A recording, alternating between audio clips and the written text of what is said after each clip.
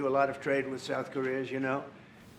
შეერთებული შტატების პრეზიდენტი დონალდ ტრამპი აცხადებს, რომ მას მიმდინარე წელს ჩრდილოეთ კორეის ლიდერთან კიმ ჩენ ინთან სურს შეხვედრა. ტრამპმა ამის შესახებ 25 აგვისტოს სამხრეთ კორეის ახალ პრეზიდენტთან ალი ჯე მიონთან შეხვედრისას ისაუბრა. თავის მხრივ ლიმ ტრამპს მოუწოდა გააგრძელოს დახმარება კორეული მშვიდობის ძალის ხმევაში და ჩრდილოეთ კორეაში ტრამპ თაუერის აგების იდეაც შესთავაზა.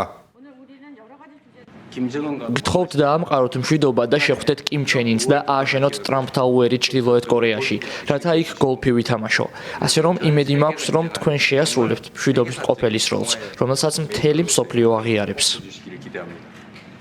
დიდ მადლობას გიხდით. ჩემთვის პატივია აქ თქვენთან ერთად ყოფნა. მინდა ვთქვა, რომ როგორც გახსოვთ, მე და კიმ ჩენ ინს ძალიან კარგი ურთიერთობა გქონდა და დღესაც გვაქვს. და როდესაც პრეზიდენტი გავხდი, მას არ ვიცნობდი. აუცილებლად ვისაუბრებთ. მას ჩემთან შეხვედრა სურდა. მას არ სურდა ბაიდენთან შეხვედრა, რადგან ბაიდენის მიმართ პატივისცემა არ ჰქონდა, მაგრამ ჩვენ მოუთმენლად ველით მასთან შეხვედრას და ურთიერთობებს გავაუმჯობესებთ.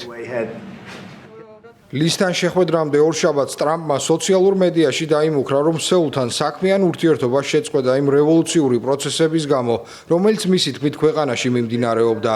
საქმე ეხება გასულ წელს საომარი მდგომარეობის გამოცხადებას, რასაც პრეზიდენტ იუნ სუკ იოლის თანამდებობიდან გადაყენება მოჰყვა.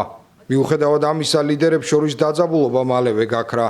ეს კი მას შემდეგ, რაც სამხრეთ კორეის ლიდერმა შეერთებული შტატების პრეზიდენტი შეაქო.